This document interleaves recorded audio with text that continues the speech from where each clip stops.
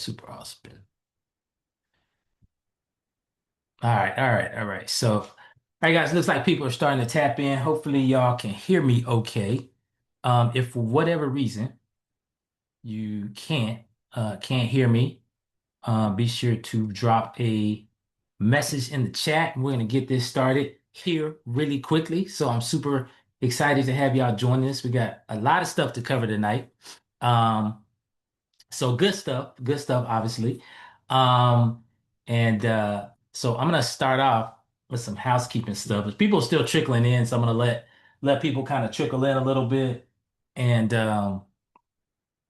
and uh, and and get situated into the room. Looks like we got a couple people in the waiting room or whatever. So before we get started, I want to try to be out of here in literally less than 90 minutes. Okay. I do not want to go like 1 minute over an hour and a half. And if I can do it faster than that, that's even better. Right. So I talk fast naturally. I'm gonna try to slow down intentionally, right? But I talk fast naturally. And so if I start rambling, getting going too fast, then just hit me up in the comments and just say, hey, slow it down, slow it down a little bit. We got a lot of stuff to cover. Let me see. Who is this in the waiting room? Let me just let them in real quick. Uh, okay. All right. So for those of you, so real quick, I just want to get a feel for the people that are here, and I'm sure people will still keep trickling in as we kind of move forward. But I don't want to belabor anything. I want to just really get right into it. But for those who are here, if you wouldn't mind, um, drop in a one in the chat if you have either seen me speak or heard me on a podcast before. Just drop a one in the chat just so I can kind of get a feel um for who else here. If you've seen me speak or if you've heard me on a podcast before, just drop a one in the chat. Now I know a lot of y'all, right, listen to the more recent Bigger Pockets Real Estate Rookie episode, right? And so I was getting hit up in the DMs over that one. And to be honest with you, I didn't know it's a quick story. So I tell a lot of stories. So you guys will like this. So when they invited me on the podcast, they were like, "We're gonna schedule it, we're gonna get it recorded, all this good stuff." So I was like, "Let's do it." So did the episode, and they said, "We'll let you know when it goes live. We don't know when that's gonna be." So I was like, "Okay, no worries." They said it could be a month or so. So I'm going about just my normal day of business, and actually, I got up in the morning. I was up late the night before. I was up late the night before. I got up late that next morning because I was up super late the night before, and my DMs on my IG account are just flooded. And I was like, holy cow, like what's going on? Right. And I started going into them, and everybody was saying, like, love the episode, this, and that, and the other. And I was like, what are they talking about? Because I had done a couple of two or three different podcasts. So I didn't know which one was going on. I didn't know if it was like somebody shared a YouTube video somewhere. I'm like, oh my gosh, what's going on? And so before I started responding, so I got into my email because I was like, what the heck is going on? And then, of course, early that morning, um, Tony sends the email saying, "Hey, here's the link for the podcast. Thanks for being on the show." With like no notice whatsoever, right? So I just got hammered, and so that's how it all. And so ultimately, that's why I put this together, mainly for you guys that had asked you want to learn how this stuff works and get more information and so on and so forth, and so that's why I put this together. So we're gonna get into it. So hopefully everybody can see my screen. I'm gonna move fast, like I said, at some points faster than others, but just hit me up and tell me to slow down if I'm going too fast for you. So everybody, welcome. So my name is Noble. If you don't already know, this is the cheat code, how to land government lodging contracts worth 1 million or more. And it sounds like an audacious goal, but trust me, it can be done. It's been done multiple times. There's no reason whatsoever why you can't do it, right? So let's get into it. So a little bit, a little bit about me. Um, so I'm the co-founder of Hospitality Brand. I'm an investor, consultant, speaker. To date, collectively, I have been engaged in over $300 million worth of federal contract mentorship, right? And that is literally in probably like 3.5 years ish. And that's the amount of time I specifically been doing this. Okay. And so if you heard my story on the podcast or whatever, my wife and I, we started in the Airbnb space, transition, started doing some MTR level stuff, business to business. This was back before B2B stuff was a thing and MTR was a term, right? And then we progressed into the government stuff, right? And so since that time, and I've started coaching and consulting in the space, I've been fortunate enough to help a lot of people make some, produce some good revenue.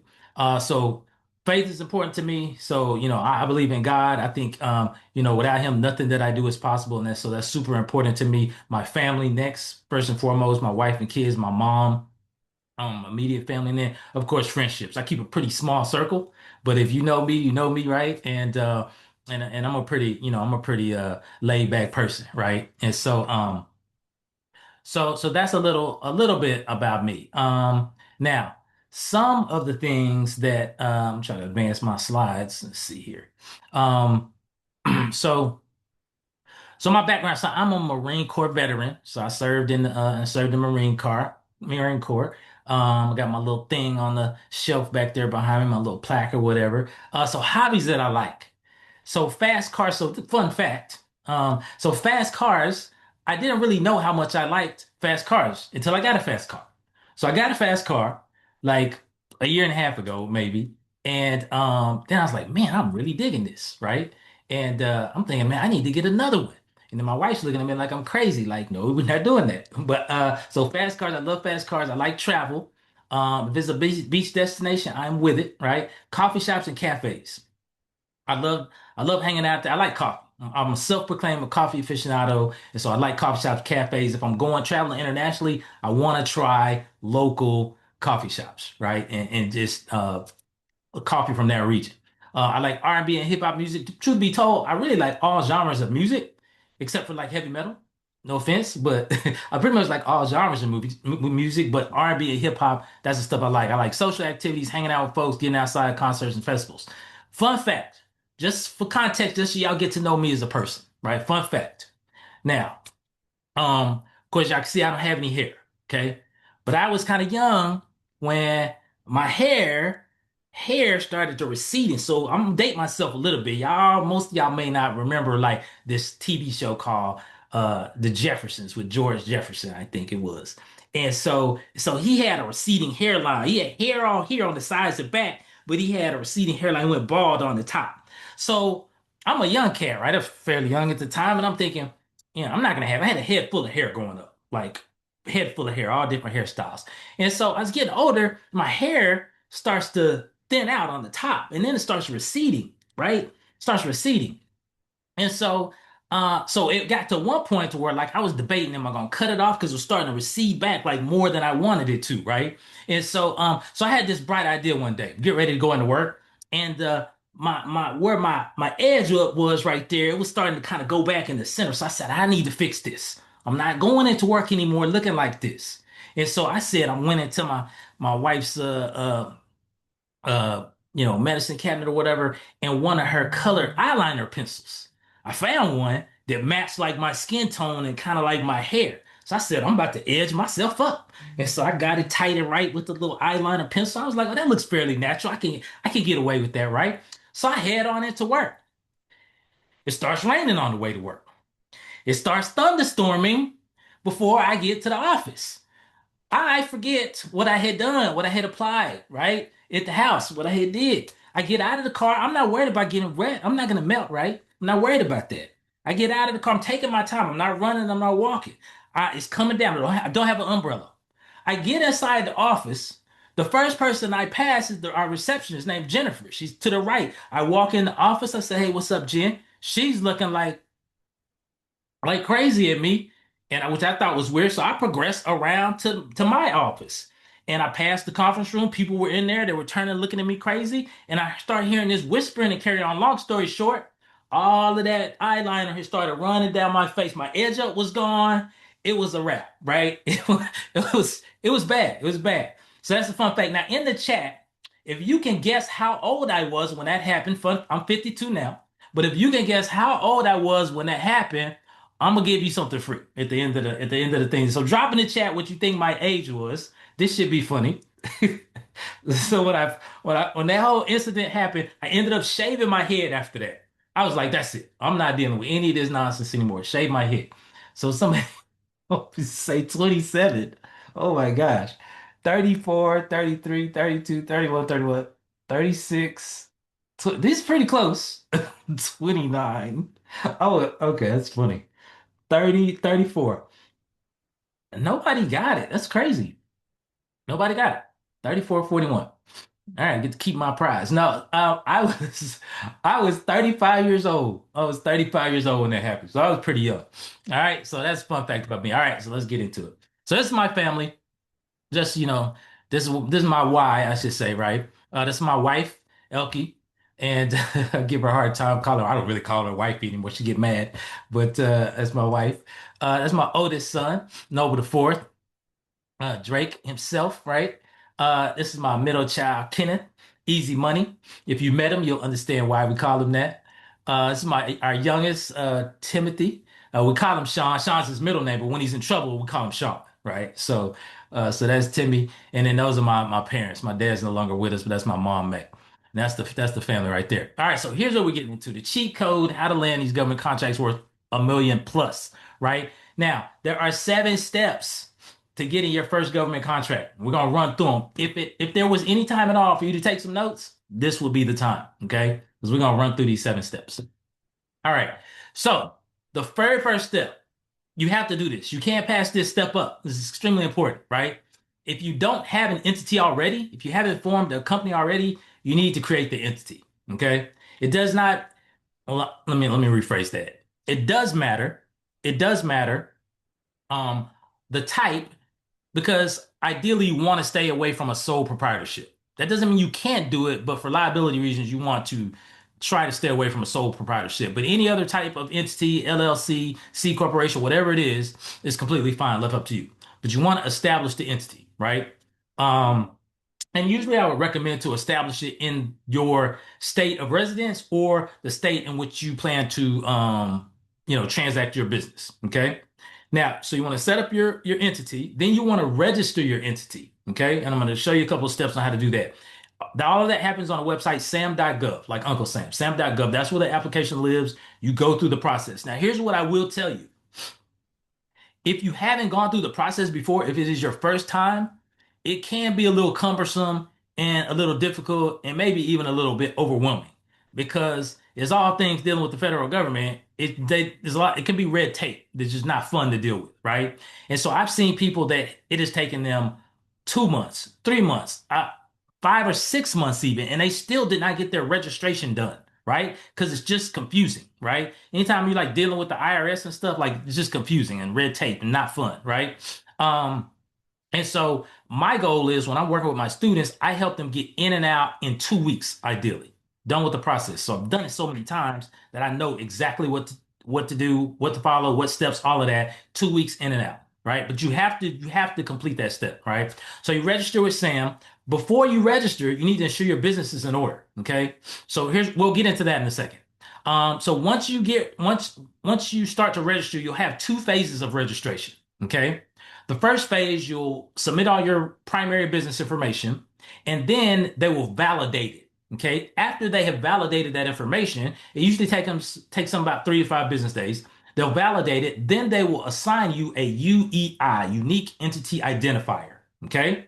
That's step one. Once you have that UEI, then you're ready to go to step two. Step two, during that process, you have to answer a bunch of questions that make no sense, right? And that's the confusing part. So you have to answer a bunch of questions. Hopefully you get them right. You know what I'm saying? And then they'll validate the information that you've submitted in step two. Once they validate that, they will issue you what is called a cage code. Cage code comes from the Department of Defense, okay? Or now they call it Department of War, but it's the DoD code, okay? Every federal vendor that goes through that second part of the application is issued a cage code specific to their entity. Okay. And so once you have your UEI and you have your cage code, you're 100% officially in the federal database as a contracted vendor. Okay. You're ready to rock and roll. Okay. And then the next step after that is creating some marketing assets. And we'll go over one or two of those here in a bit. Okay. Now, when I'm saying you got to ensure your business is in order, there's a couple of couple of things that the government does not like. Okay, they're not too friendly towards. One of which is your business address. So, year and a half, 2 years ago, it used to be that you could get away with using like a WeWork address, like a co-working address, one of those types of virtual addresses, something like that. Okay. They've since put a complete stop to that. You cannot use those. They won't allow those. They won't take, they'll kick it back. Okay. So what that means is because most of us on the call are either existing or soon to be entrepreneurs, we typically work out of our house or our place of residence. So what that means is your business entity needs to show a physical freestanding address, a structured address. Now, they will take an office address. However, they're going to ask you for a legitimate 12-month lease of a physical office, like one where you can walk into a building, shut the door, you got your own there, chest, your own chair and desk, and you got your own physical office space, and you have an actual 12-month lease for it, right? Well, those can get pretty costly. So I don't necessarily recommend doing that unless you just want to. So that does pass muster for them. The second option, which I very much advise, is to just use your residential address. It doesn't matter if it's an apartment, doesn't matter if it's a house, or if you have investment property, you have a second property, you can use that one because your mailing address and your business address can be two different things. Okay, so for the physical business address, it's easiest and it's quickest, and it's an address that the government very much accepts. Okay, a physical freestanding structure. So, but the business address is important, getting that right. The other thing is the business phone. The federal government does not like Google Voice numbers. They don't like mobile phone numbers as businesses. They're not too friendly towards those. They want you to have a legitimate business phone number. So typically, what that means is having a business phone number that has the feature set or the ability when someone calls for them to say like press one for sales, press two for service, something like that. That's a legitimate business line. Okay, and so the companies that I typically recommend that usually pass with the agencies are Grasshopper. That's a company. That's probably the least expensive of the three. Um, Ring Central is another one. And Dialpad. Dialpad is another one. So Grasshopper, Ring Central, and Dialpad, those are kind of like voice over IP type virtual numbers, but they assign you a business number. It doesn't have to be an 800 number. It can be, but it doesn't need to be. It'll be a a local number based on your city and state. And it'll have all those features built in. They typically have apps associated with them. You can do call forwarding to your cell phone. You can do that. But you'll at the very least want to have a professional business phone number with a voicemail setup. Okay. The next thing they're finicky about is your email. The government does not want to see you coming to do business with a Gmail, a Yahoo, or anything like that. So if your company is XYZ Enterprises, they want to see XYZ.com. Okay. That being the case, that means you want to lock down a web address, a URL, a professional web address. You don't have to build it out immediately, but you want to get the URL so you can get the matching email address. Okay. So I don't know, info at xyz.com, right? And so that's what they want to see in terms of a business email. And then the last thing is pretty straightforward: business bank account, business checking bank account. What will happen is they'll ask you during the registration process to into upload that information into SAM so that they can wire you your funds when you get your payment from the federal government. Okay. So that's what that's for. All right, so here's what it looks like. If you're on the SAM.gov screen, you hit that green Get Started link, okay, to start the registration process. It's going to take you to a page like this.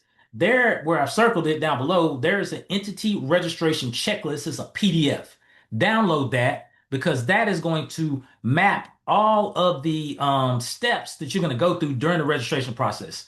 So you can kind of use it as a guide. So download that, but that's what it looks like. And then you'll hit that green Get Started button again, and it will start you going through the registration process. Okay, and at least phase one of it. Okay. Now, once you get registered, you have your UEI, you have your cage code. The next thing you're going to want to create immediately on the heels of that is what is called a capability statement. A capability statement is probably the number one marketing asset or tool that we use in this space. Okay. It is like a business resume. It's like a one-page business resume. Okay. And so that's the number one thing you want to start working on. So I'm gonna show you an example of what a couple of those look like on the screen. It's not the best view, but you'll at least get an indication of it. because here's three different ones. Now I did because these are business partners and students and stuff, and so I did redact some of their information and stuff. So just keep in mind these are like real examples. But typically it's a one page um, business resume. Typically, they're branded. So whatever your company colors are, or whatever logo you use, it'll stay on brand. I'll say that it has brand synergy with your other website, other marketing assets, right? And so this is a pretty straightforward example, but some of the key things that you'll see a lot of times if they have a logo, you'll see the logo on it, the property name, you'll see a quick blurb about the company, what they do or what they provide. Typically, you'll see an area called core competencies. That's just basically the government wanting to know what are you competent in delivering, in regards to what you're selling us. So that's your core competencies.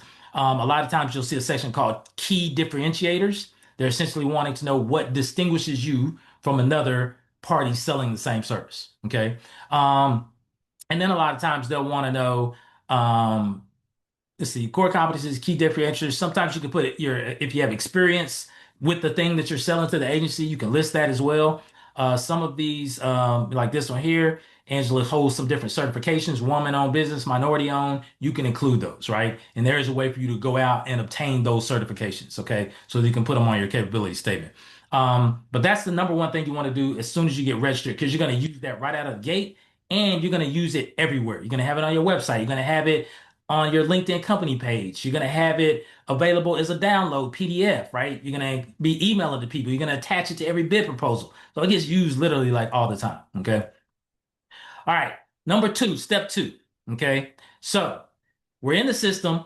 We're registered as a federal vendor. We got our marketing tool capability statement. Now we need to go find a contract to bid on, contract opportunity to bid on, right? So this is where the rubber meets the road. This is where it gets good. Okay. So now we want to go back into SAM and we want to do a search for what are called NAICS codes. NAICS codes are like industry codes. NAICS is an acronym, stands for North American Industry Classification System. Okay. So we want to search for opportunities using those industry NAICS codes. Okay. Once we find the opportunity, we want to find out like when is it due? Like when is this? We have to submit a proposal to the government saying, "Hey, we saw this opportunity. This is our proposal saying how much we would charge you." Okay. So we have to find out when is the due date to submit proposals. Once we look at the opportunity, I'm going to show you an example here in a second. Once we look at the opportunity, we need to make sure that we drill down to the attachments. There's attachments which are files. The most important one, or one of the most important attachments, is called the performance work statement or scope of work, both interchangeably used. Performance work statement, scope of work, same thing. But that document is typically the one document that details everything that the government is looking for based on that project. And I'll give you an example. Okay. Then we want to find out, we want to go look up and see what is called the GSA rate, Government Services Administration rate, in that market. And so the GSA rate is basically what the government says, hey, when we're sending our people out on travel, and we have to stay at a hotel, at a single family house, at an apartment, or whatever kind of property we have to stay at, we're only going to pay X amount of dollars per market per night. Okay. That's the GSA rate. And it varies per market. I'm going to show you how to look it up. Okay. But you want to go look up and find out what is that GSA rate so that you'll know, kind of how much potential revenue is there. Okay. And then the last thing, we want to run on some preliminary numbers to see what our profit margin is. So I'm going to show you an example of just this right here. Okay. So you can see in real time what it looks like. All right. So again, when we look at the contract opportunity, there's some key pieces of information that we want to extract from those documents. Okay, this entire call is really focused on like providing lodging and accommodations to federal agencies and their employees, contractors, and service members. That's what this whole Zoom call is about. Okay. And so we're in the space of short-term rentals, midterm rentals, real estate investing, long-term rentals, real estate agents, whatever it is, if it's encompassed under that real estate umbrella and it involves housing somebody, that's what this is about. This is not Section 8, okay, at all, ever, okay? Totally different. All right, so keep that in mind. So when we're looking at the bid documents, there's specific information we want to extract. How many doors do they need? Whenever the government has a need, it's typically in bulk. It's a lot of something, okay? So how many doors? How much inventory? What is the length of stay? how many nights or months are they looking to stay? Because sometimes they will stay several months at a time, right? Which city are they looking for? Like which city and state? And sometimes they'll narrow it down and they'll say, we need something within a certain radius of this address, right? So we need to find that information. And the last thing, what kind of amenities are they looking for? From parking to internet to whatever. Okay. Those are the things we need to extract so we can determine if there's a suitable property in the market to fulfill this need that they have. Okay. So here's what it looks like.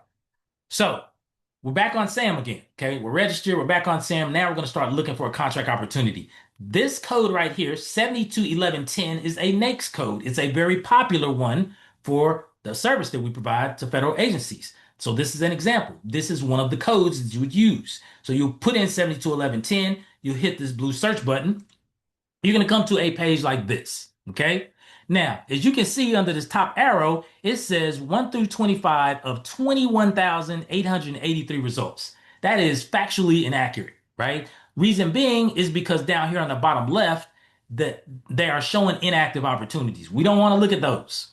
So we're going to uncheck that inactive box. We only want to look at active opportunities. So we're going to uncheck the inactive box and we're going to click the contracting box, right? Because we're not worried about any of this other stuff. So once we do that, then it's going to look a little bit better. 1 through 25 are 68 results. That's more likely. That's probable right there. Okay. Now, so once we get on this screen, this is the results screen. This is what we're looking for because this is where you see all the different solicitation and contract opportunities that are out there. The first thing that I look at every single time is when is it due? So right here on the right, top red arrow, current due date, officer due. So this one is due in 6 days, March the 30th, 2026 at 11 a.m. Central. Okay. This is probably one of the most important pieces of information because if you're 1 minute late, automatic disqualification. Okay. You cannot be late ever, not even 30 seconds. Trust me, it's happened. It's painful. Okay. So this is the most important thing. So I look at this first because I want to ascertain, do I have enough time to get a bid proposal package put together and get it submitted? Okay. And if I think I do, and sometimes I look at the published date and I want to see, how long has it been out when they put it out. But then the other thing I look at is in the title. I want to see if there's anything in the title of the opportunity that suggests there's a need for overnight sleeping space. So when I see lodging, that's a keyword. That means they need rooms, right? So I like that. Down here, the second one, it has lodging plus meals plus conference space. That's indicative of them needing hotel space. Okay. So I'm looking for specific keywords in the title to see if I want to click into it and get more information out of it. And then the last thing I'll look at is what's the agency? This is a Homeland Security deal for the U.S. Coast Guard, right? So I want to see who's the agency and who's the department. Okay. So then I'll click into the opportunity, the title of it to get more information. So when I click into it, so here's another one I found as I scroll down. Not that one, it's a different one. So I found this one. So again, due date, March 31st, 11 a.m. This one's for Navy. So it's a DoD deal for the Department of the Navy, and it's got lodging in it. Okay. So I said, okay, this one interests me. I'm going to click into this one. So once I click into it, this is what it looks like on the next screen when you look into it. So I marked up some areas so we can go over them so you can understand what's important. Again, most important is the due date. This right up here, solicitation, all that means is it is an active bid opportunity. If it says solicitation, you're good to go.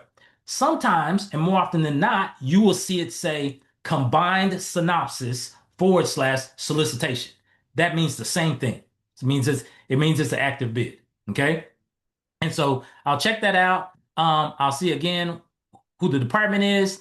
I'll make note of this notice ID. Sometimes I'll even have a spreadsheet tracker because if I want to go directly back to this opportunity in the future, I can put this notice ID number into that search bar on Sam's homepage, and it'll take me right here, right? So it's quick, okay? And then I'll get down here and I'll see, okay, it is a NAICS code based on what we put in, 721110 opportunity. But then right here, I'll see where this says this opportunity is a total small business set aside, okay? That's good. That's a good thing. Okay, and I'm gonna explain why. So a set aside is where a governmental agency says, "Hey, we're going to take this specific opportunity and we're going to set it aside for a group that falls under a certain socioeconomic class." So it could be a woman owned, it could be a veteran owned, it could be a minority owned, it could be a hub zone. It could be a small business like that one, right? So the agency is saying we're taking this opportunity and we're going to set it aside for small businesses. Okay. Now here's the kicker. What constitutes a small business to the federal government, right? Because it's a little bit different than the way we think of it, right? That is all determined by the industry code or the NAICS code. So you could literally Google like small business size and then put the NAICS code in, and it'll tell you what is considered a small business for that NAICS code. So I can tell you right now, 721110 is considered a small business if that company has made less than $40 million in the previous year. Well, that's me, right? Okay. So I'm a small business. Most of us probably on the call are all small businesses according to the government's rules. So that's great because guess what? Corporate Marriott, Hyatt, Hilton, IHG, none of those properties can participate because they make way too much money. Okay. So they set it aside for us as small business enterprise entrepreneurs to pursue. Okay. So those are the things that I'm looking at on the surface. Okay. Once I get to the page. The next thing is I scroll down the page, you'll see your point of contact people. These are important people. These are the people that not only you're going to submit your proposal to, these are the people that if you have a question, you're going to email them. And sometimes I have a number, you can call them. But if you have a question, you're going to submit your question to them. So that's important. And then as I scroll further down the page, at the bottom of the page, you will see something that says attachments. Okay. Then under there could be a number of attachments. This one had several, but there could be a number of attachments. One of the main ones that you're looking for is again a scope of work or a performance work statement, or it'll say solicitation. Sometimes it's abbreviated. So it'll say SOW, PWS, or it'll say solicitation. Okay. So the solicitation is the document in this case that has all of the requirements that the agency has for the lodging they're looking for. That's what we need to know. That's immediately what we want to find out to see if this is a viable deal for us, right? So we're going to click this PDF. I'm going to show you a snippet of it. Now, here's what it looks like. 8 times out of 10, you'll see this page first. It's confusing as hell. You'll be like, what am I looking at, right? Don't worry about it. Don't let it like ruin your day. It's 77 pages. This is page one. We're not going to look at all 77 pages. We're looking for very specific information that you can scroll down and find pretty easily. And sometimes you can keyword search. Okay, so remember when I told you we wanted to know the number of doors or number of units, the inventory amount. We want to know the location. We want to know the dates. We want to know how long they needed, the amenities, those things. This document contains that information. So we're going to look into this document and extract that information. So here's what I can tell you. As I scroll through this document, I got to page two, literally the next page. You can see it right there in the upper right, page two. And here's exactly what I was looking for. So the highlighted section, this is where it starts. So it says the contractor shall furnish necessary facilities, including furniture, equipment, supplies that will be located, there's our location, within 25-mile driving radius of this address in Fort Eustis, Virginia. So they gave you the exact parameter in terms of where they're looking for this lodging to be located. Now here's the nice part.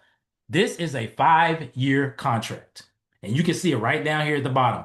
5-year ordering period. Starting October 1 this year, running through September 30th of 2031. When I tell you that these are huge deals, they are huge. Okay?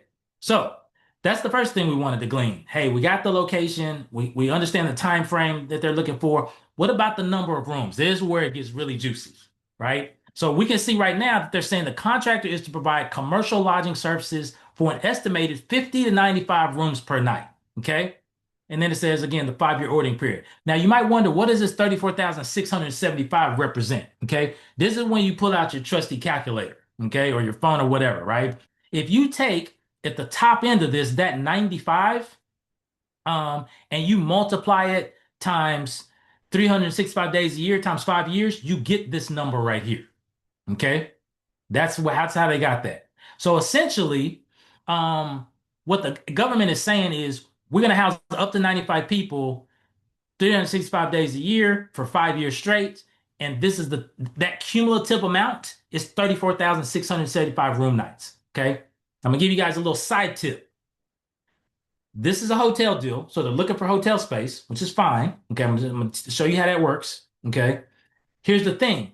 When you're talking to a hotel and you're trying to secure inventory to resell back to the federal government, one of the questions the hotel will ask you is how many room nights do you need?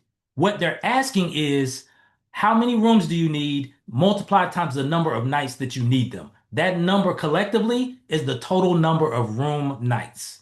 And that's why you see it right here. Nights plural and 34,675. So it's the 95 times 365 times 5 years. Okay. That's how we get to this. And that's what the hotel is going to want to know when they say how many room nights. Okay. So now we've extracted even more information. Okay. So now here's what we need to do. We need to find out how much per night can we charge the agency? Like how much money's in the deal, right? And so we need to find out what is that GSA rate that the agency is willing to pay for this market. So we'll just Google GSA lodging per diem because that's what it is. It's a lodging, a nightly lodging per diem. Okay. Then we'll click this one. Always click the one under gsa.gov. So we'll click that one. It'll take us to a screen like this. We'll drop in our city and state or our zip code, and then we'll hit find rates. Okay. So now we did that. We can see up top here, this opportunity is in Norfolk. Okay. So we can see up top, 110 is the rate. Okay. 110 is the rate. Um, so knowing that, that's good. Now we can take that 34,675 times 110. That's 3,814,250. Oh, here it is. There it is. It's 3,814,250 in gross invoices for 1 year to the agency. Okay. Well, they want 5 years. That's $19,071,250, right? For that one contract. Okay. I got students on the call who have done multiple contracts. Okay. This one contract. So put a 19 in the chat for me. If your business is not on track currently to generate $19 million of revenue within the next 5 years, just drop a 19 in the chat. I want to see. I want to see for myself if you're not on track to generate 19 million in the next 5 years, your business isn't, right? Right, right. So this is what's available and what's out there. And this is just one example that I'm showing you guys. All right, so let's keep it moving. Let's keep it moving.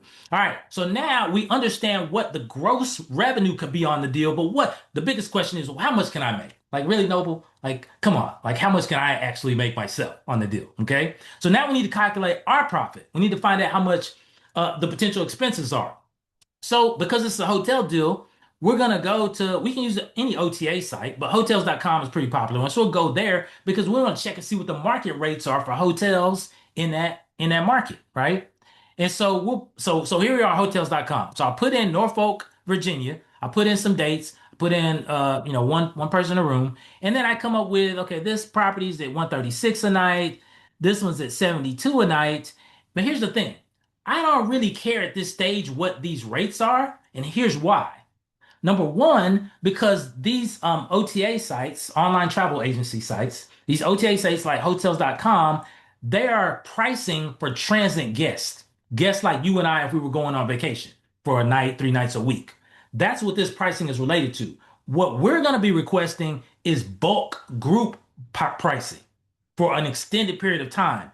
We should have a drastically lower rate than what they're showing. So I don't really care too much about what it shows here, but I still want to get an idea of what the market is charging. So I have a foundational kind of idea. Okay. So 136, no big deal. This one down here is 72, very cheap, but you can see the rating is a 6.2.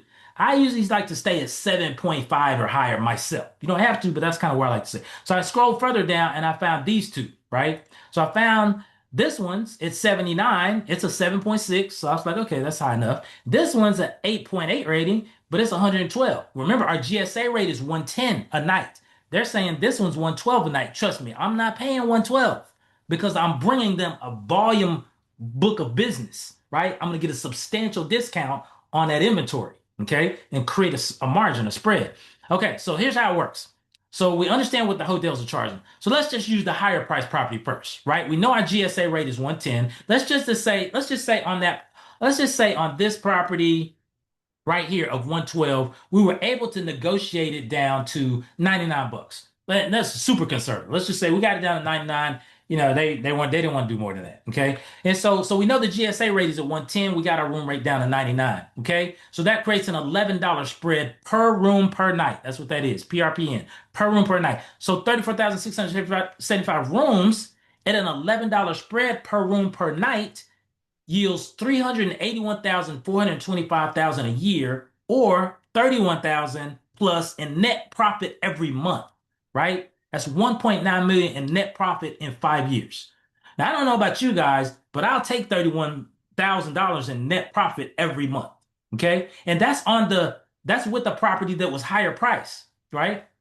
So let's run it again with the lower price property. Okay. And let's just say with the lower price property, for whatever reason, they weren't budging. They were like, nope, we're already the lowest in the market. We're not going any lower. Okay. Well, okay, so be it. It's still GSA rate is 110. Our rate is 79 per room per night with 34,675 rooms. Where does that put us? 1,074,000 in net profit for 1 year, $89,000 a month worth of net profit every month for 5 years. $5 million in net profit in 5 years. Okay. Now you see how these deals get really big really quick. Okay. So that's the process that we go through to kind of assess the opportunity, run some quick numbers, see if it makes sense, see how much meat is on the bone, and ultimately make a bid, no bid decision based on the numbers, right? Now, here's why we like this hotel deal so much. We're not dealing with check-ins and check-outs. We're not dealing with cleaning and housekeeping, laundry and maintenance. We're not dealing with continental breakfast and shuttle service, right? We do two things and we do them well. We manage the contract and we handle the accounting, accounts receivable, accounts payable. So by managing the contract, we have to maintain communication between the agency and our entity and the hotel and our entity because two contracts exist. One contract exists between your entity and the agency. That's the bid that you won. The other contract exists between your entity and the hotel in this case. Okay. And it could be hotel, it could be a multifamily community apartments, it could be single family homes. There's two contracts typically in play. Okay. But the hotel one is sweet because we're not doing all of this stuff, right? We're just managing the relationship between both parties. And then we're making sure that we invoice the agency on time and that we pay the hotel on time every month. That's the gist of it, right? At a high level. Okay. So no operations, no overhead, pure spread, pure profit. Okay. And that's why these deals can be so lucrative, right? Okay. So do me a favor.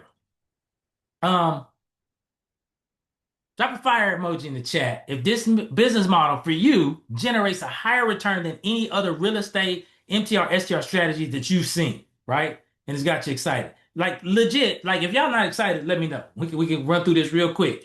If this is exciting to you, drop a fire emoji in the chat and let me know. I'm excited and I'm not even the one on the receiving end, right? So but I'm just telling you, like we're gonna keep it going because I'm gonna explain to you like the other seven, the remainder of the 7 steps. Okay. So the next step is gonna be to contact the properties.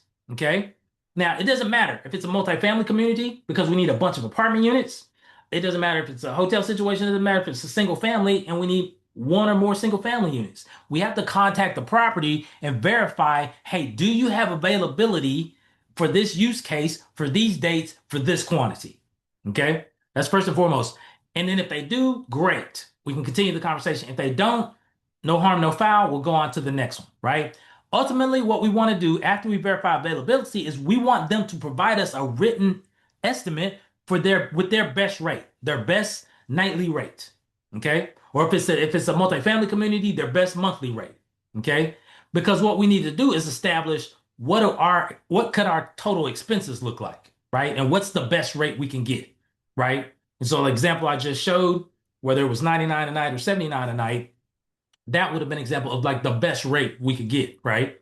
And so, but we need that in writing. We want it in writing for a couple of reasons. One, so it's solidified and there's proof there. But we can also keep a written track record of it. So you want to calculate all your expenses. Now, the difference between like a hotel deal and a multifamily deal is simply how you're paying for it. If you're acquiring hotel space, you got to pay for it nightly, the same way that you bill for it. If you're acquiring multifamily apartment space, you're paying for it monthly, typically on a master lease, and you're billing for it nightly.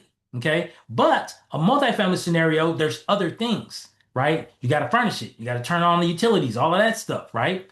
You would think, okay, that could get really expensive fast. Not so much.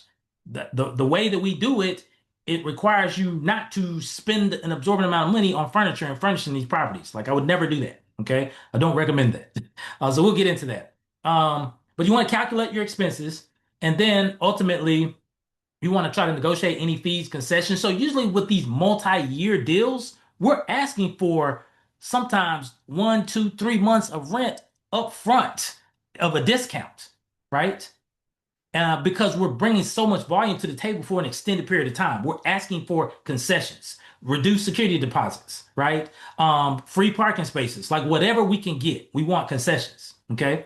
And then we want to have a conversation with them about the payment process and approval and all that good stuff, right? So we're contacting the properties because we need this information so we can establish what do our expenses look like from month to month so we can put our markup on it and create our bid number that we're going to push back to the agency in our proposal. Okay. So that's next. So number four, the fourth step is preparing your bid response. And I'll show you an example here in a second. Okay. Now, here's the deal. Those documents I mentioned earlier, the performance work statement and the scope of work that have all the details in them, they also, in that document, they typically tell you how to submit your bid and what it needs to include. You got to pay attention to that because I've seen bid submittals where they say, hey, we needed double space 12-point font times New Roman, right? And if you didn't do that, you'll get disqualified. Like you literally got to pay attention. But if you follow what they tell you, right, then you're good to go. So you want to make sure you're in compliance with whatever the bid requirements are. Okay. And then the next thing is understanding how they're going to evaluate or grade the bids. Because let's just say they put out an opportunity and 5 companies bid on it. Well, how are they going to determine which one is awarded to? A lot of times they'll state inside of those documents how they're going to grade them so that you know what's most important to them. Okay. So there's a couple of ways that a couple of things, the criteria they grade them on. Price is one, obviously, right? It's a competitive bid deal. Price is one. The other one is what is called technical capability. All that simply means is based on all of the requirements that they said they wanted, right? The free internet, the parking, the whatever, right? Can you check all of those boxes? And to the extent that you can, you will get graded 100 for technical capability. That means you can handle all the technical requests that they've asked for. That's all that means. So price, technical capability, and then the last one where people get really hung up on is past performance. Okay. And so sometimes they'll say, hey, we're looking for a certain type of past performance. Here's the thing. They don't mean you have to have government contract past performance. That is not what they mean, right? They just want to know, do you have any past performance related to lodging, housing, Airbnb, real estate rehab, like under the real estate umbrella, like what is your history, right? If any, right? And I've had students win that didn't have any history in that thing, right? They had a project management background, but because these things can require a level of project management, they use that as their past performance, right? So don't get hung up on that, but that can sometimes show up. Okay. So then you prepare your bid package. These are the main things that are typically in a common bid package. Okay. Title page, table of contents if it gets long, not always. Your narrative, which is basically your written section of how you plan to provide X, Y, and Z based on what they're asking for. And I'll show you an example. They might have a pricing spreadsheet that they want you to include, your capability statement, like what I showed you earlier, and then a Form 1449 is that really confusing form that I showed you initially that was in blue, that had the blue background on page one. Sometimes they want you to fill out some of those blocks and sign it. Okay. That's a pretty atypical response package. You'll usually want to get everything buttoned up into a PDF document, include any Excel spreadsheet, pricing sheet before the deadline, and get it submitted, get it emailed off. Okay. So I'm going to show you an example of what one looks like. Okay. So this one, I redacted some of the contact information because it's a student of mine, but this one, title page, just like I said, this one was for an opportunity out in Alabama. A snapshot of the company, just a quick write up. Their hotel partner that they wanted to go with. They had the hotel selected. It had a radius of, it had to be within a certain radius of this address. So it was 1.7 miles away. So they made sure to highlight that. Okay. Um, this page right here, they had specific technical requirements. That's the technical capability part, right? So what this person did was they listed the technical requirements down on the left side and they added some photos for visual proof that the property did meet those requirements, right? Pretty slick. Same over here, they had more requirements. Same here, they had more requirements. For every requirement, they listed that that's what they were providing and they put some photos to back it up. And then on this page, it's kind of small, but if you can see it, it says preferred hotel amenities. So they have required elements and they have some preferred requested elements. Well, you don't have to provide the preferred requested items, but if your hotel has it, you want to list it. So in this case, this hotel had everything. So he put all of the preferred items that they wanted and then showed some of the pictures. They wanted it with a gym. They wanted it with vending machines, all that good stuff. Then he put his pricing sheet together. The GSA was 134. He came in and whatever his nightly rate was, he put the total up here and then he attached his capability statement like I showed you earlier and he submitted. Okay. That is a fairly atypical example of, and then the attached spreadsheet with the pricing of a bid proposal. So it's not like super overwhelming. Anybody can put this together. He grabbed a template on Canva, right? And then edited and mocked it up. Okay. So not too extremely difficult, but that's what it is. So that's step four. So step five, then I'm gonna bring in, so I got a couple of my business partners here in a room with me, Jeremy and Angela. And so Jeremy and Angela are make Jeremy a co-host.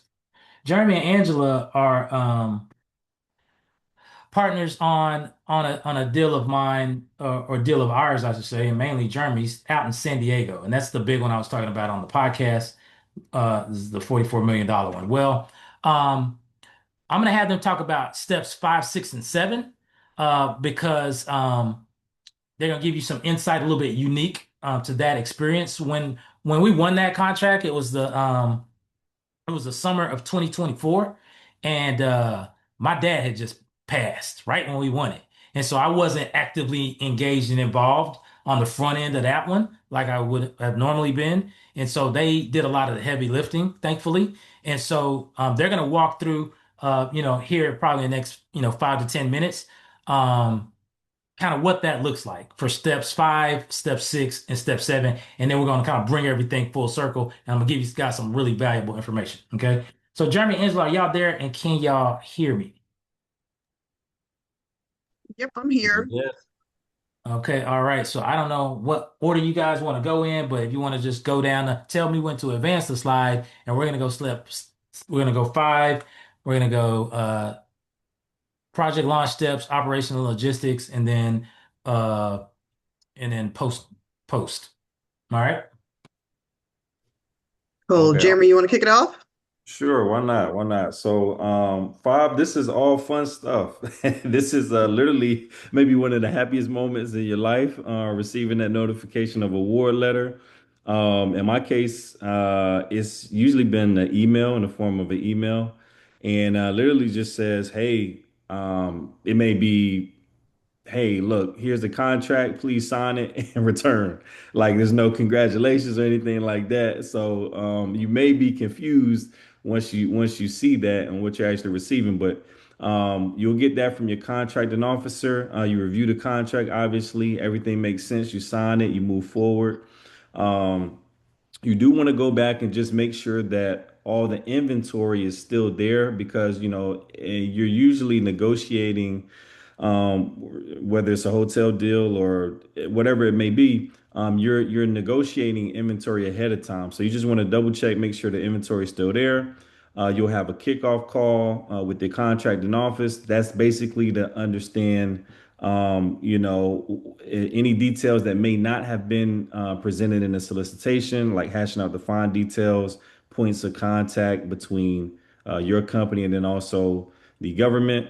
And then they basically let you know, hey, look, this is going to start this date, and that's pretty much it. That is just at a high level, I would say. We go to the next slide, Noble. All right, then we kick into some more fun stuff, operations and logistics. So last thing on the last slide was confirming those properties that you had originally talked to when you submitted the proposal. And now you want to start to coordinate when you are going to take possession. When are you going to start delivering furniture? So you're coordinating with your furniture vendors.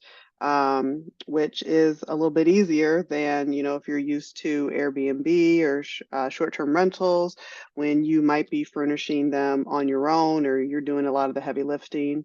Here you're working with a furniture vendor, so they coordinate when they can deliver. They can deliver multiple at a time. If it's a hotel, then obviously you're not having to do that. But then you're also coordinating with your utilities, turning those on, your internet, and then any other amenities within the property that you need to set up.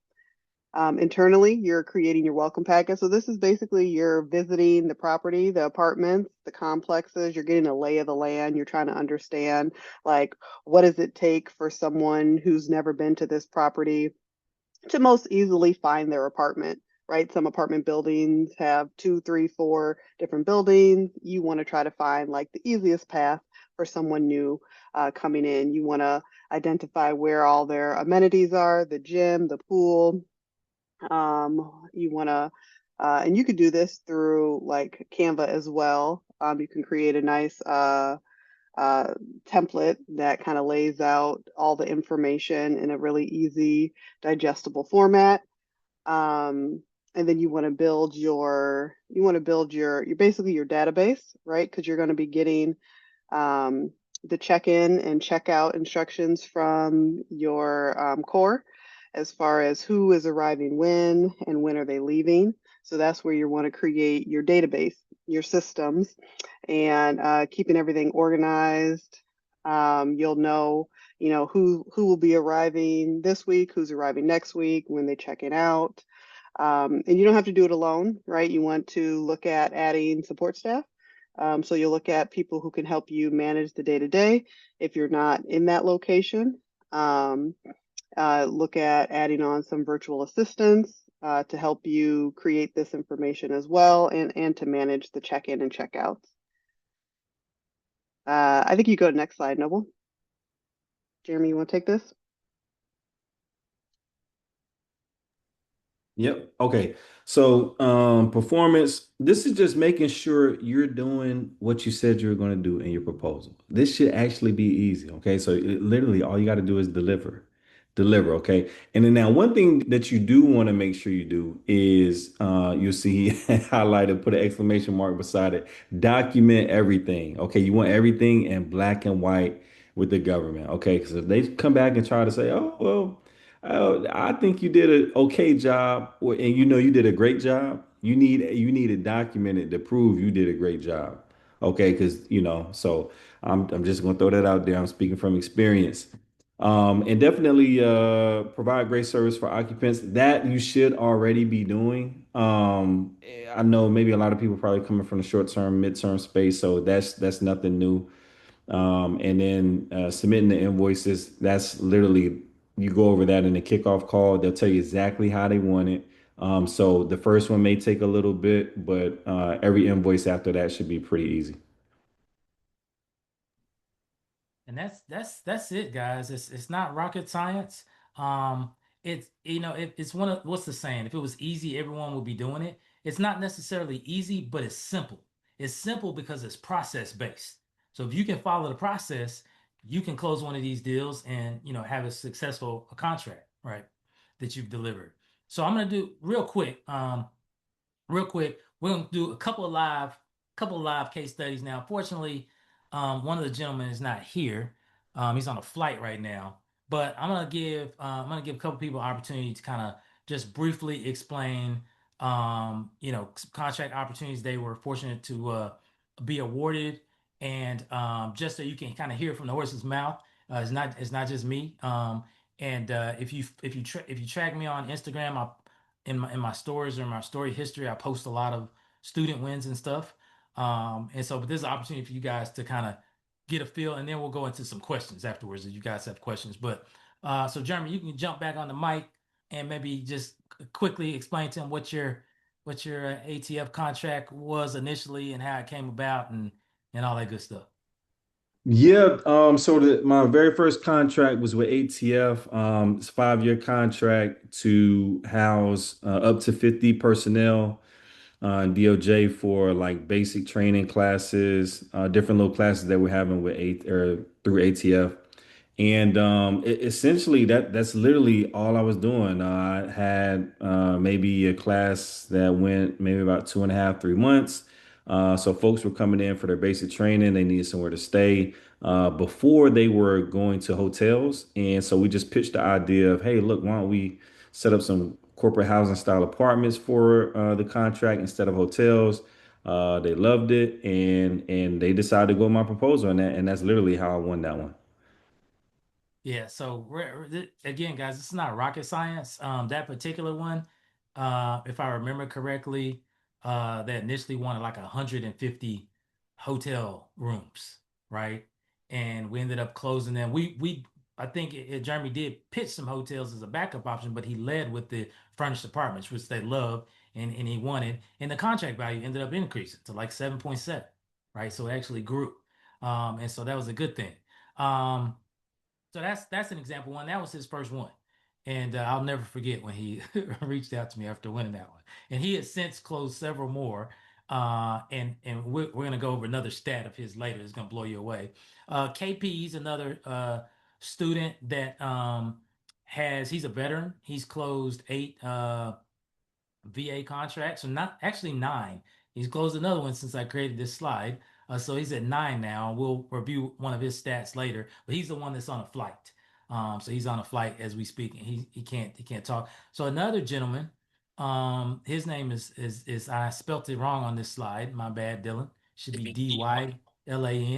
I was probably going on 4 cups of coffee when I did it. So so Dylan is on the call. So Dylan, we worked together probably consistently over probably 9 months. We were on some 3 month sprints, so we were boom, boom, boom, kind of back to back for 9 months, and then we took a sabbatical, took a little break in there, and he kept working on some stuff, and then nearing about a year from the time we started, not only did he hit his first contract, but he hit 4 in a row inside of a week to like a week and a half. He hit 4 in a row, right? And so Dylan, if you just want to break down, like, you know, after how you got the first one real briefly, and then how you got notified that the other ones came right after that. Yeah, yeah. Appreciate it. Thanks, Noble, for the intro. Yeah. It's all about consistency, and like Noble said, it's all simple, but it's like if it was so easy, everybody would do it because the process is simple, but the consistency is the hard part on it, right? So like for us, it took us a year really to start to see some traction, and the consistency had going behind sourcing opportunities, finding the right hotels or the right solution for what they're looking for is the main thing, right? So we won our first one and got notified, got off the kickoff call on a Thursday. And then by the time I was off the kickoff call, I had 2 more emails in my inbox saying we won 2 in Salt Lake City. And so I'm actually about to head out there tomorrow for those ones. So, you know, those ones, right? They're a little bit more of a beast. Those are like 5,000 room nights. There's one, and then 3,400 room nights. Like so, Noble was saying. So, looking at those room nights, that's a big thing to understand. Like your pricing model, what makes sense for you, all that kind of stuff. And it's all about sourcing, like, what is the best solution for the veterans, what meets the requirements, and all that kind of stuff. And then, yeah, and, finding the right partners is also important, right? Some of these hotels or, apartment complexes or whoever you're talking to might not necessarily have exactly what you're looking for, but it's all about staying consistent and finding that best solution that, you can work around and work with. Yeah. Awesome, bro. Awesome. So guys, just a couple of quick examples. I'm not going to dive deep into the big one that Jeremy and Angela and I are on. Um, but um, but that's a big one out in San Diego. That's about we're into the second year now, I think. And so it's an ongoing one, and it's a monster. And that's the one I spoke about on the podcast. All right, guys. So real quick, questions. And I want to do kind of a rapid fire because I want to get to the last part of the call. But if you have so let's do this. If you have questions, because I know that some of you guys have been in the chat asking questions. Let me see if I can let me see if I can fix this whole because I want you guys to want to be able to come off of mute. Hold on one second. Because I know that there is a way to do that. Let's see. All right, well I figured that out, or maybe Ollie, you can help me with that if you can figure out how they can come off of mute to ask the question. Let me see. More. Oh, I figured it out. I figured it out. Um, okay, so you guys, if you have a question, just come off of mute and go ahead and ask, and we'll try to get through however many we got, assuming you guys have any, um, and we can kind of go from there. Um, so either I did like a super awesome job of explaining everything, it just makes crystal clear sense, or so okay, so I see. Let me see. I see Krista raised their hand. Can you come off mute, Krista? Will it let you come off of mute? I don't know why. That's a setting. That's a setting. All right, I'll figure that out. I'll figure that out. Drop a question in the chat until I can figure that out. Drop a question in the chat. I'll try to answer some of those. Let me see. So Marshall, typically once a bid is inserted, how long does it take for the government to reply? So good question, Marshall. Um, so once you submit your bid, um, it depends. It depends on how soon the government needs that inventory, when they're planning to start that project, um, a number of different variables. Sometimes you find yourself in a situation where it's very much a hurry up and wait, like hurry up and get your bid in. Okay, and then you got to wait on us to award it, right? That's not the fun part, the waiting part, but it can be worth it. Like, trust me, you might wait. I've seen instances where you wait a month, 2 months, 3 months. I think our longest one waited like 5 months, right? But it's a multi-million-dollar contract.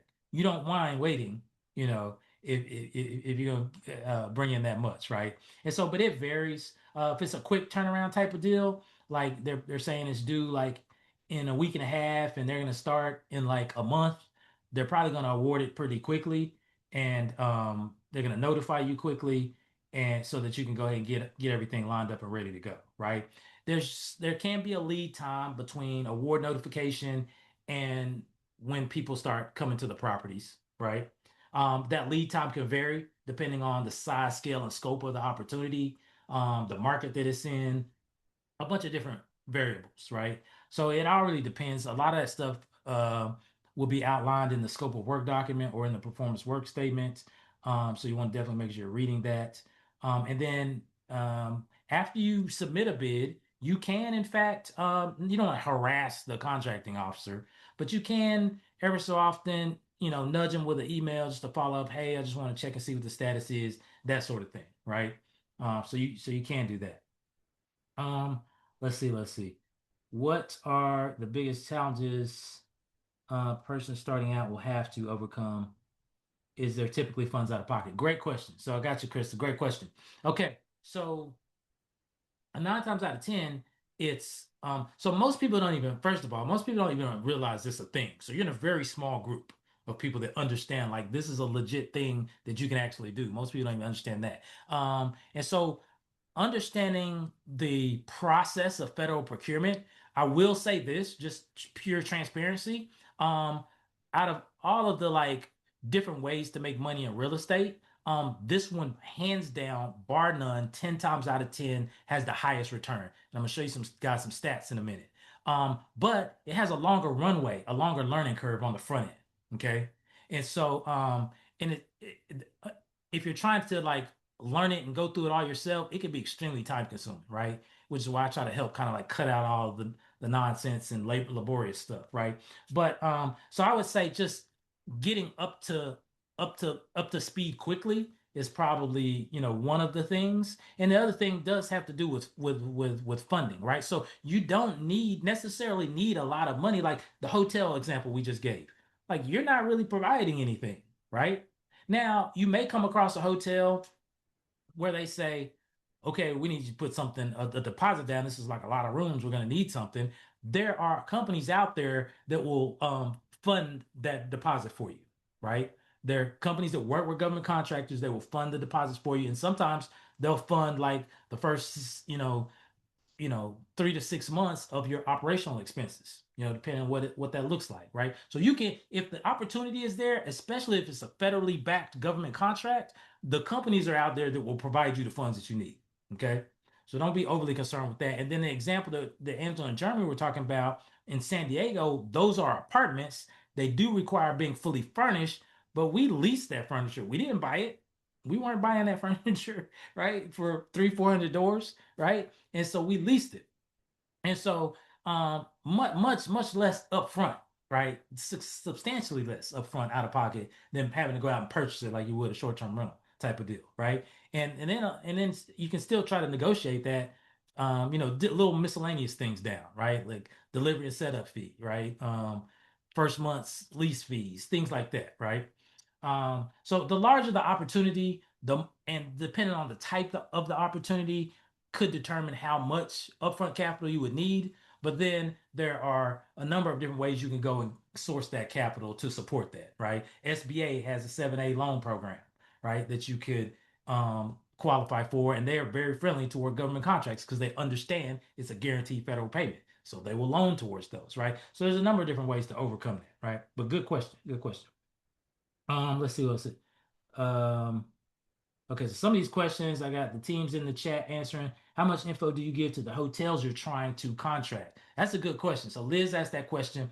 So the reality, so for me, 9 times out of 10 on the first call, I'm not leading with out of the gate, hey, I've got a government client that needs some rooms. Can you give me a quote? That's not what I'm saying.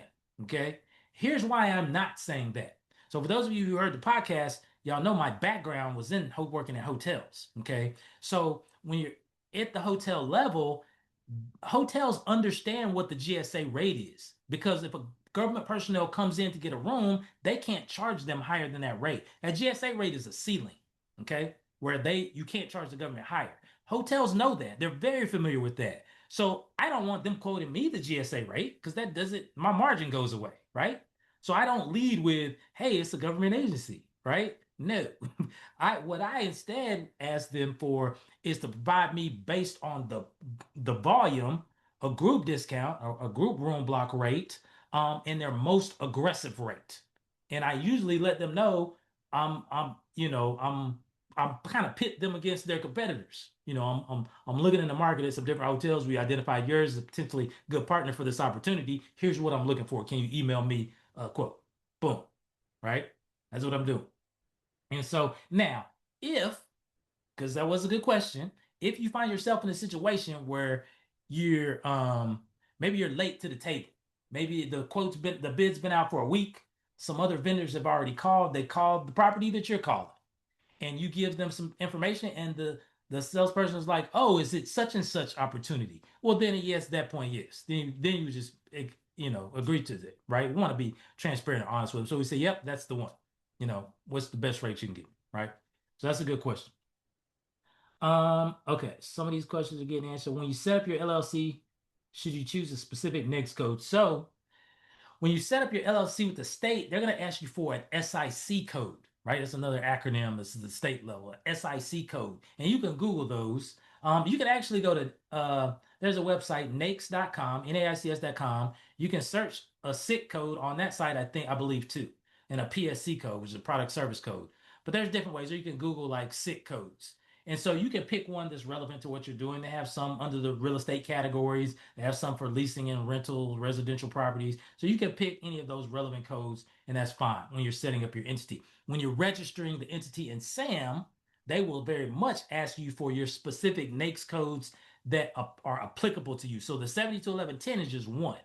There's probably 7 or 8 or more, right? And so yes, you will have to enter those codes. Let's see. Okay, somebody answered that. Okay, so you're not sticking to deals where your business is located. Are you flying out to cities to secure deals? Usually, no. Um, Absolutely not. Now you can. I'm not saying you can't, right? And there's a write-off and all of that good stuff. You want to take an extra trip. But you more often than not, you shouldn't. You don't have to. Now, I will say this. Um, Sometimes the agency will do a site visit before they award the contract because they want to go and vet the properties that you pitched them, right? If they do a site visit, that's usually a good indicator because they put you in a finalist category, right? So that's a good thing. Now, it is helpful if you can be on site for a site visit, even if you have to fly across country, because no one will speak more favorably about your company and what you're bringing to the table in front of the agency personnel than you. You can't trust the property management or hotel group to do that for you, right? Now, it is a property tour, but it's also a time for you to build rapport with the contracting team that's doing the tour, okay? And so, and that can, building rapport and networking and stuff in this space is very much a thing, like it is in many industries, right?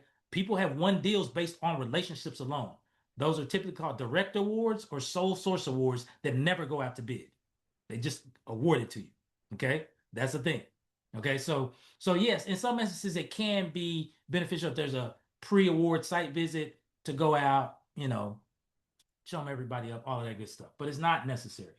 Um, okay, so last one. So are you not Okay, so I just answered that one. Okay, so if you have more questions, definitely put them in the chat. I want to make sure we try to get out of here on time. So I'm going to go through a couple of things with you guys. So first and foremost, a lot of you hit me up. Y'all are like, hey, what does it look like to, to be in your coaching and consulting program, your mentorship group, whatever, right? And so I want to talk about that real briefly. I want to talk first about like the opportunity to invest in yourself with coaching and mentorship versus like maybe taking some funds and investing those in some traditional assets, right? And so we all know that maybe you got money in an IRA or 401k or whatever it is, and you can invest it in different financial vehicles, right? That generate a return, right? What I will tell you is, you know, above anything, like investing in yourself, right? Um, knowledge number one, but then just in things that can make you a better version of who you are, like that's everything, right? And whether it's with me or whether it's with someone else, like I highly encourage people to to carve out some income to invest in yourselves. And so, but I'm gonna paint a picture for you guys and what it could look like to engage in a traditional investment versus an investment in yourself in a coaching mentorship program like what I offer. So here's a busy slide, but this thing is fraught with information. Screenshot this because this is good stuff. Okay, so what typical financial investment vehicles yield? Okay, so let me explain something right off the top. A yield is different than ROI. Okay, return on investment and investment yield. Okay, so investment yield is saying if I put in $1 for something, I get back $5 back. If I put in $1, I get back $10 back. That's a yield. Okay. So what do the typical financial investment vehicles yield? So if we look at like low yield investments, those are savings accounts and CDs, money market funds, government bonds. There's a 1 to 1.2x yield. If we look at moderate stuff like investment grade bonds, large cap stocks, 1.5 to 3x yields. I'm gonna skip high returns. We're gonna go all the way over to the extreme side because I want to make a point here. Okay, an extreme high yield financial investment vehicle is like a venture capital or angel investing agency where they're investing in early stage startups. Those have a very high yield. A Shark Tank person puts in $1 and they get back $30 for every dollar they put in, for that angel investment startup. Cryptocurrency, right? Extremely volatile, very high yield potential. Okay. And then, of course, single stocks that are like tech and biotech stocks, high 10x yield potential, like Grant Cardone 10x level, right? And then down here at the bottom, high yield real estate investment opportunities. Okay. And so, like commercial real estate, typically 7 to 10% yield. Niche property sectors like student housing, retirement centers, senior care facilities, 7 to 10x type yield, right? And then you got syndications and apartment complexes and stuff like that, right? Those are very atypical yield ranges for those investments. So if you took your money and put it into one of these vehicles, you can expect a high yield or even a lower moderate yield return where you put in $1 and you can expect X amount of dollars back. Okay, so think of it from that perspective. Because here's what I can tell you: in this space, it's definitely possible to achieve higher returns than any other investment vehicle in the market, hands down. Okay. And now, with that said, like, nobody can guarantee results. I can't sit here on this Zoom call and say, I'm going to get you X results. That's an SEC violation. I'm be in trouble, right? I can't do it. No person in the government consulting space, mentorship space can guarantee results. It is not a thing. I don't care who it is. I don't care who they are on YouTube. If they're guaranteeing your results, run, don't walk. Okay? Because you just can't, right? And the reality is that the returns and the results may vary. But here's what I can tell you. And here's what's been uh, possible with students that I've trained and worked with and coached. So I'm gonna take Dylan again, and I spelled his name right this time. Okay. So over time, I had to go back and calculate. Dylan invested about 11.2K with me, and that was incrementally. Like, that wasn't like right up front, but that was like over time. Dylan's recent contract awards value about 10 million. Okay. So when you look at, okay, I put in 11.2, how much does that yielded in a return? Okay. 888x return. What does that mean? Look right here in the middle. This means you receive nearly $889 for every $1 he put in. Okay. So he invested in himself 11.2 thousand, and it yielded him an 800 plus X return on his investment. Okay. Off the charts. When I tell you that this business can produce those type of results, that's what I mean. This is a Gemini. I went through a Gemini AI tool to generate this quick math for us, right? But here's the kicker. Look down here where it says, as an extreme growth example. For comparison, a $10,000 investment in Nvidia, the Nvidia chip, 10 years ago would be worth 2.624 million today. That's a 262x multiplier. Okay. What Dylan has done with the investment he made in this space has yielded a higher return than if he would have invested in Nvidia 10 years ago. Okay. This is the magnitude of what we're talking about here and what's possible. Okay. I'm gonna give you another example. Okay. KP's not on the call because he's on that flight. KP flies internationally all the time. KP, let me tell you a real quick story about KP. KP has closed 9 government contracts. When I started working with KP, he was doing a lot of like co-hosting, short-term rental, mid-term rental co-hosting stuff. And I think he had like 150, 200 properties in his portfolio. So he was doing fine. He was doing good, right? KP to date has access. Some he owns, some he arbitrages, some he co-hosts. 10,000 doors globally. Okay, 10,000, and he's done 23 million in contracts. And I started working with KP in 2024. Okay, he met me in 2023. He didn't have the funds at the time to invest. He started working with me in 2024. He invested 3.5. We went through one session, one investment window, which one track of time. Then he's like, I got it, boss. I'm off to the races. He's closed nine deals of worth 23 million in from 2024 to now, almost coming up on 2 years. Okay. So this is what's possible. Now his return, drop in the chat if you can guess. So Dylan's return was 888x. You saw the math. Drop in the chat. I'm gonna give something away. If you get close without going over, what do you think KP's return was? Okay. What do you think? How much X? Give me solid numbers, like rounded numbers. How much X is that? You think that represents 2,000x return? What's the multiplier? Just drop it in the chat because I'm interested. Right? Okay, somebody said 20,000. Okay, that's I don't remember the answer, but that's good. Who else? Anybody else? Just a random number. What do you think the multiplier is on KP's for every dollar he put in, what he got back? 3,200. Okay, 6,000. Okay, so they're coming in. So all over the board, but they're coming. Here's what it is. 6,571. So is that Karthik? I can't pronounce the last name, but that's pretty doggone close. I'm gonna send you something. So let me take a screenshot so I don't forget. Okay, got it. So KP invested 3.5 thousand with me less than 2 years ago, has closed 23 million in 9 contracts. His return 6,571x. Okay. Now here's the thing. If you look, so it says for every dollar he invested, he got back $6,571. If you look down here at the bottom, it says A 6,571x multiple in under 2 years is an extreme outlier, far exceeding traditional venture capital home runs, which often target 10x to 100x over 5 to 10 years. Such returns are almost exclusively found in early stage seed investments in decacorns or highly volatile asset classes. That's a bunch of financial investment speak that I don't understand, but it basically means he hit a home run. Okay, comparatively. Okay, so that's what I want you guys to take away and understand. Last one, Jeremy.